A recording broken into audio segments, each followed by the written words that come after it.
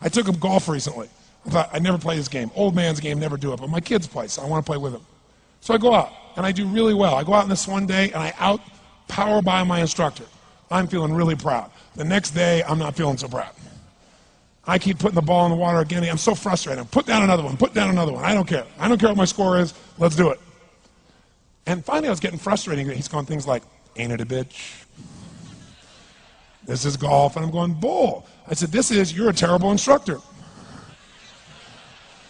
I said, because I should at least be consistent at whatever shitty level I can achieve. I said, I know I'm not Tiger Woods, but I should be able to be consistent, and you're just telling me it's difficult. Telling me it's difficult is not helping. Tell me what to do. He said, well, actually, you're only a little bit off. I said, could have fooled me. He said, no, you're about a millimeter or two off. I said, you're joking. He said, no, watch this. He said, I didn't teach you this yet. He said, when you approach the ball like this, he said, if you change the angle that you're attacking this just 1 or 2 millimeters, in the very beginning, do you see how that changes the arc? This one, instead of being on the green, by 1 millimeter, now you're in the water. 1 millimeter over here, you're in the sand. And he said, and also you're hitting the ground by 1 millimeter sometimes. You're not stroking it, just 1 millimeter. I thought, what a great belief system that when all hell's breaking loose and nothing's working, that you're only 1 millimeter off. Because most people think it's impossible, so they give up. Isn't that true? And in real life, it's true. So 2 days later, I'm going to see one of my clients. I do a lot of coaching, and I have a man who's the top plastic surgeon in the world. He's going through some tough times in aspects of his life. But this is a guy that gets paid by Sultan of Brunei $1 million to fly over and do 3 people's faces.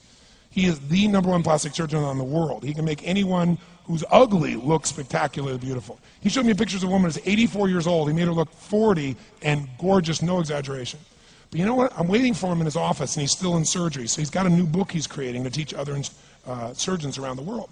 And I'm going through it, and it's got pictures of the top 100 supposedly most beautiful women in the world's faces.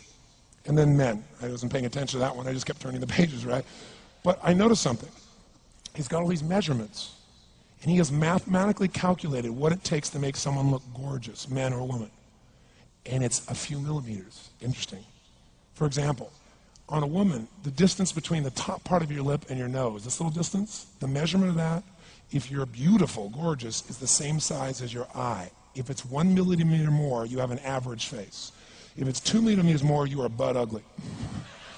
Okay. The difference between butt ugly and gorgeous is 2 millimeters. He's got about a dozen of these little 1 or 2 millimeter changes he makes, and it's a different person. It is unbelievable. So a very powerful belief to leave today with would be, nothing's working, I'm 1 millimeter away. What little thing do I change? And when I do, it changes everything. Because I'm heading this direction, I make this little shift. You take that out an hour from now, a day from now, a week from now, a month from now, you have a totally different destination from that direction. But the 1 millimeter change, I'll show you one of them right now. Check this out. Stay in the state of certainty. Some of you lost it. Intensify it, whatever it takes. Make your move. Come on. Make your move. Say yes. Say yes. Say yes. Say yes. Now feel that in your body. Don't let go of it. Now watch. Here's the difference between being certain and being uncertain. Did you see that? Certain, uncertain. See if you can find that little spot between the two, where you drop just a little bit of your chest, and you feel it drop, and come back up, and drop it. How many can feel that difference between where you really feel it, now intensify it, and where you dropped it? Is it a tiny difference, yes or no? Yes or no? Now, could you condition yourself to feel great in this state?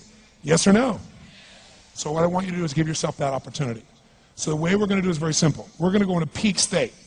And then we're going to train ourselves. Because guess what? If you're in this state of certainty, and all hell's breaking loose in your life, people can't figure out to go, move, I'll handle it. People go, he's so lucky, he's so confident. No. Here's what I've created for my life, and anyone I know has succeeded. I'm a 17-year-old kid from Azusa, California, with no real education other than self-education, with no background, with parents that did their best, all of them, with no money, but I did one thing. I loved people, and I had an enormous demand I made upon myself, and I sculpted my mind and my emotions to get me to do whatever it would take to achieve and to contribute. But to do that, I did it by using my body and changing my focus. I did it by putting myself in a peak physiology and using what I call incantations. Can you train yourself to believe something? Yes or no? Absolutely. How How many of you ever made the fatal mistake of going to Disneyland or Disney World, and while you're there made the fatal mistake of going to a ride called It's a Small World After All? What happens for about a week after you're out of that damn place? You're still singing this thing in your head in 24 languages, right? Well, let me tell you something. How many of you have things when you want to go achieve them and this part of your voice goes, oh, it's not going to happen, or forget it? How many got a voice that sometimes interrupts that good pattern? Say I. And what you want to do is train a new one. So starting when I was 17, I started doing incantations, not affirmations. Affirmation, you go, I'm happy, I'm happy, I'm happy, I'm happy, I'm happy. What's the problem? You haven't changed your what? Your what? Physiology. If you don't change your physiology, you won't get anything. So an incantation is not only you speak it, but you embody what you're saying with all the intensity you can. And you do it with enough repetitions that it sticks in your head. Like It's a Small World, now the conversation in your head is always the same and it gives you what you want. So you use your body and your voice. So 17 years ago, I started doing things. I was working for Jim Rohn, this speaker, and I was 17 years old. I had long hair, minestrone soup, acne on my face.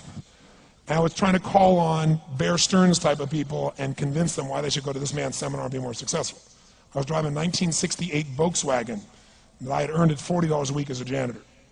The only way I did it was park far from the building and then go in, and I love people and I believe, but I put myself in state, and I was able to influence people that were far more successful than I was at the time.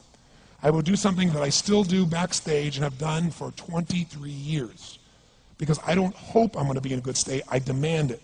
So I do an incantation using my whole body. I'd say, I now command my subconscious mind to direct me in helping as many people as possible alive today to better their lives by giving me the strength, the emotion, the persuasion, the humor, the brevity, whatever it takes to show these people and get these people to change their lives now. And I would do that literally driving in my Volkswagen to a meeting in LA on the freeway for 40 minutes. People are looking at me, I'm screaming at the top of my lungs. They're going, I know he's a serial killer, I know he is. But by the time I entered that room, when two people meet, if there's rapport, the person who's most certain will always influence the other person. And I was totally certain, and they were trying to get revved up to certainty. Do you agree with this? Yes or no? I do another one because I was poor. I changed my mindset. I kept doing things, but I never got beyond it. I'd say God's wealth is circulating in my life. His wealth flows to me in avalanches of abundance. All my needs, desires, and goals are met instantaneously by infinite intelligence, for I'm one with God and God is everything. And I would imagine the abundance of my life, and I would feel so grateful. And a year later, I went from making $38,000 a year to making $1 million a year in 1 year. Because successful people do what failures won't. You follow me on this? You know?